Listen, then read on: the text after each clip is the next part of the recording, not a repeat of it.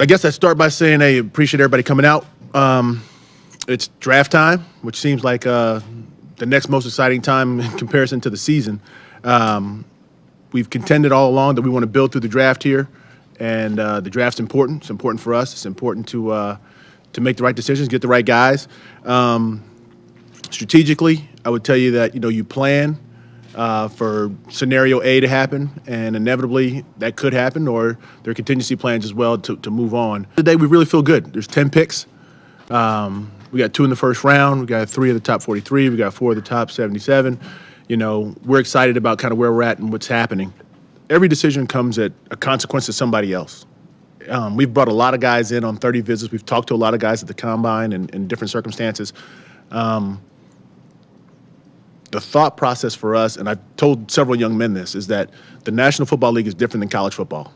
Like you come into an organization and you make friends and you have friends, but at the end of the day, you're here to take that guy in front of you's job. That's what it comes down to. I think for me, it's all about, again, I've said this repeatedly, I like the idea of slow brewed, fresh brewed coffee. I'm going to grind my coffee beans, I'm going to get my filter out, I'm going to pour it in, I'm going to let it sit, simmer, and then I'm going to get a good cup. We all want it to happen like right away. We want these guys to come in. I think you want to improve your football team. I thought we did that last year. I think we found guys in second round, third round, free agents, guys that came in, contributed, and played.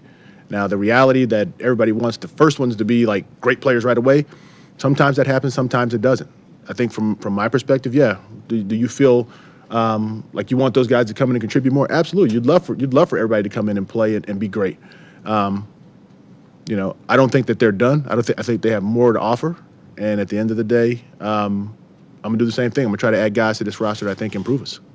All voluntary. So, Tayshaun is at home and has his rights to be at home. So I would say I hope he's doing whatever he's doing to prepare himself for the next season. But again, the NFL has decided that these guys deserve downtime. And as a former player, I used to love downtime. So it's a positive in that respect. So go ahead. I try not to talk about player contracts and negotiations in the media, so I'll graciously decline if that's okay. Ray, just to kind of follow up to that, though, put on Alex Mack. Since he can opt out after this year, how do you approach? Do you think about that as you prepare for this draft? I mean, I think we think about every scenario that's available for our club.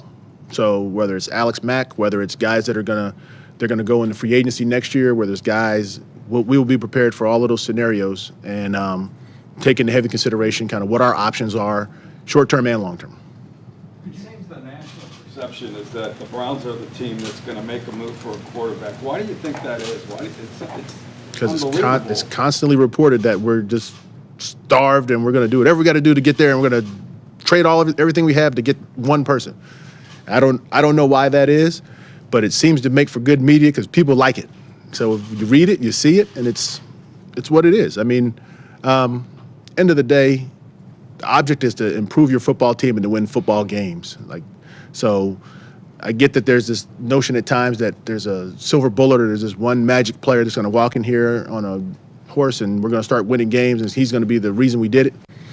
I just don't believe in the fairy tale anymore. I just think you gotta get your hammer and your nails and you gotta go out and build a house, and that's what it's going to take. You got to take your time and put it together the right way. Said, are you comfortable that your starting quarterback at the start of the new season is already on your roster? Say that one more time, I'm sorry. Are you comfortable that the starting quarterback when the season starts is on your roster now? He very well may be. He might not be. It depends upon what you have an opportunity to acquire, and then if that guy comes in and plays better than the guys that are currently here. It's an opportunity-driven league. I think in some respects, nobody would assume that Tony Romo will become Tony Romo, but somehow he's Tony Romo. It's just the nature of the beast. There was a time when Aaron Rodgers was sitting behind Brett Favre, and people were like, well, he's never played, so he can't be very good, because they would do something, and then 3 years into it, they roll him out, and now he's Aaron Rodgers. So end of the day, I think that patience and a plan and the consistency to drive that competition is kind of where it lies for me. You talked about there not being a silver bullet, though. Doesn't that kind of ignore the fact that the teams with Manning and Brady and Rodgers are in the playoffs every year? So if you solve that position, it dramatically increases your chances of getting to the playoffs?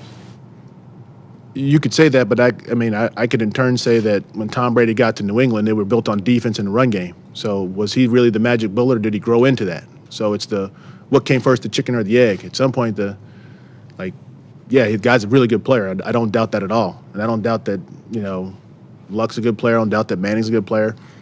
The reality is that it takes a team to win, and those guys need the team to have success. Without the team, then you don't see the benefits of kind of what they produce. Ray, we haven't talked to you since the suspension was handed down. What's your reaction to that? I messed up. I paid the penalty, and that's where it goes. I mean, I accept what's happened. I accept my punishment, and there's really no further comment from me on it. Go ahead. I'm sorry. Who will serve as your acting GM? I think that I'll say this: that decision hasn't been finalized yet.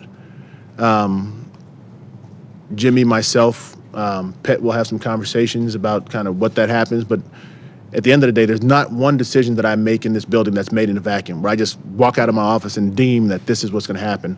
So I think that to that degree, when I'm not around for that time, I would assume and I believe that they're going to continue to operate in a way that we're collaborative and we work together and we make decisions that benefit the club, and it's not just my decision that rests autonomously over everyone else's. All right. All right. Thank you.